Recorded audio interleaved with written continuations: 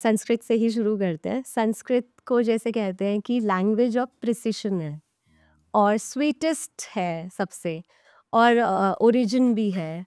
तो सबसे पहले मैं ये जानना चाहूँगी कि संस्कृत के बारे में आप बताइए, संस्कृत क्या है?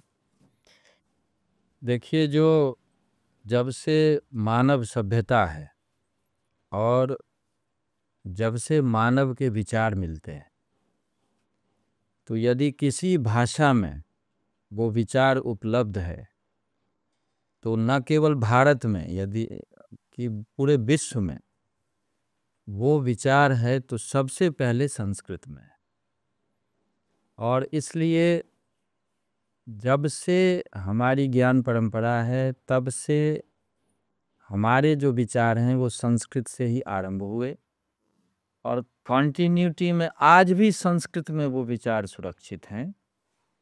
और इसका सबसे बड़ा प्रमाण जो है वो है वेद, क्योंकि वेद जो है वो यूनेस्को का हेरिटेज टेक्स्ट है। और हेरिटेज टेक्स्ट इसलिए है क्योंकि वो मानव सभ्यता का कोई भी यदि रिकॉर्डेड स्टेटमेंट है तो वो वेद है। और उस वेद में जो भाषा प्रयुक्त है वो संस्कृत है। और केवल वेद की भाषा संस्कृत नहीं है, उस वेद के ऋषि कहते हैं कि हमारे जो पूर्वज ऋषि थे वो जो ज्ञान हमें दिए और वो जिस भाषा में दिए उसी को हम आगे बढ़ा रहे हैं। और उनका स्टेटमेंट आप यदि सुनना चाहें तो ऋग्वेद का ही स्टेटमेंट है, इदम नमः ऋषिभ्यः पूर्वजेभ्यः पूर्वेभ्यः पत्कृतभ्यः। यानी हमारे ही जो पूर्वज ऋषि थे उन्होंने ही हमें मार्ग दिखाया है, और जो मार्ग दिखाया है उस पर हम आगे बढ़ रहे हैं। तो इसमें दोनों चीज एक साथ है, जो विचार और जो भाषा। तो इसीलिए दुनिया की जो सबसे पहली भाषा जिसमें कि सिस्टमैटिक रूप में विचार उपलब्ध होते हैं वो संस्कृत भाषा है। और जैसा कि नाम संस्कृत है, संस्कृत का मतलब ही है रिफाइंड। तो आरंभ में संस्कृत शब्द नहीं प्रयुक्त था, उसको केवल भाषा कहते थे। पाणिनि ने भी कहा है कि जो वो भाषा है, और भाषा का मतलब ही होता है भाष व्यक्तायाम वाची, यानी जो बोला जाए उसी को भाषा कहते हैं।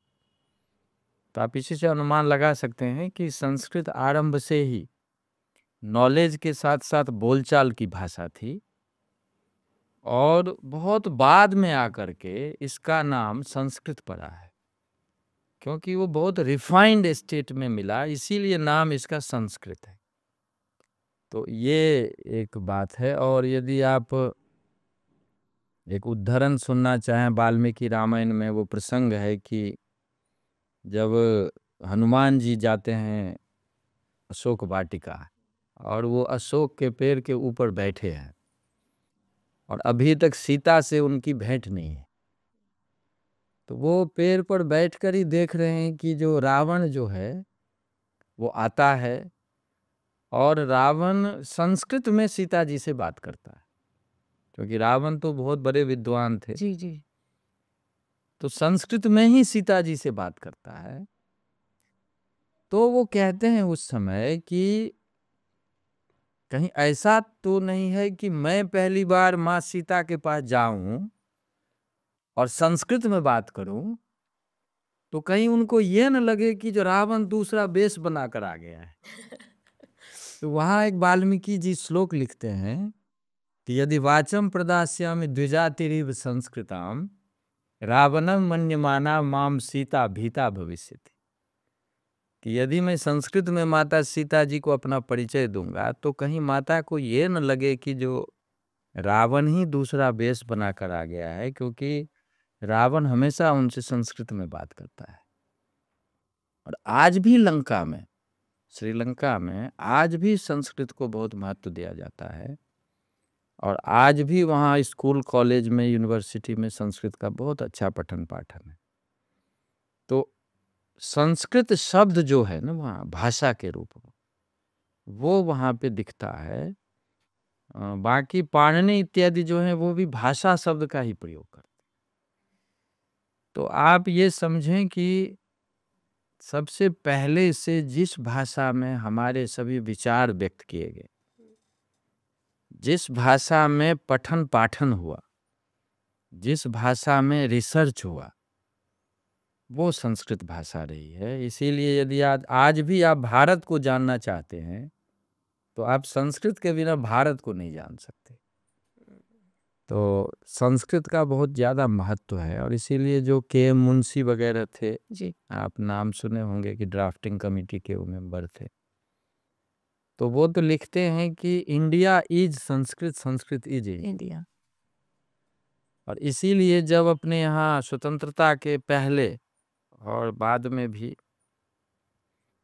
अंग्रेजी शिक्षा को बढ़ावा देना शुरू किया गया तो उन्होंने हमेशा इस पे अपनी आपत्ति व्यक्त की और उन्होंने कहा कि ठीक है जो एजुकेशन है वो आप दें, लेकिन भारतीय शिक्षा को, भारतीय ज्ञान को आप वैसे ही आप मेन स्ट्रीम में रखें। और उनकी पुस्तक भी है, भारतीय विद्या भवन से प्रकाशित है। तो जब डिसएग्रीमेंट हुआ तब उन्होंने फिर भारतीय विद्या भवन की स्थापना की। तो आज आप देख रहे हैं कि मुंबई में या दिल्ली में बहुत बड़ा इंस्टीट्यूट है भारतीय विद्या भवन का, बहुत सारे स्कूल चल रहे हैं। तो वो इसी के कारण उन्होंने इस इंस्टीट्यूट को बनाया कि भारत को जो व्यक्ति आगे बढ़ाना चाहता है या भारत के समाज को जानना चाहता है या भारत क्या चीज़ है इसको जानना चाहता है, तो बिना संस्कृत के वो नहीं जान सकता। और समस्या आज ये हो गई है कि हम वेस्टर्न से बहुत ज़्यादा प्रभावित होने के कारण जो संस्कृत और अपनी भारतीय भाषा को हमने साइडलाइन किया है, तो वो उसका बहुत एक दुखद परिणाम दिखता है कि हमारे जो इंटेलेक्चुअल्स हैं वो अपनी शब्दावली को नहीं समझ पा रहे, अर्थ तो दूर की बात है। और जो हमारे लीडर हों या ब्यूरोक्रेट्स हों या पॉलिसी मेकर हों, वो जिस देश का शासन चला रहा है, न तो उसकी भाषा पर उसकी पकड़ है, न उसके विचार पर उसकी पकड़ है, तो कैसे चल रहा है ये एक विषय है। तो मैंने ये बात इसलिए कही क्योंकि संस्कृत लैंग्वेज जो है वो सबसे प्राचीन भाषा है और अपनी ऑलमोस्ट जितनी भारतीय भाषा है वो संस्कृत से ही निकली है। और संस्कृत से निकली है तो लगभग उनमें जो शब्दावली है वो भी अधिकतर संस्कृत के हैं। इसीलिए संस्कृत ना हो, लेकिन यदि अपनी मातृभाषा में भी आप यदि कोई बात सीखते हैं या बोलते हैं तो कम से कम वो शब्दावली इंटैक्ट है।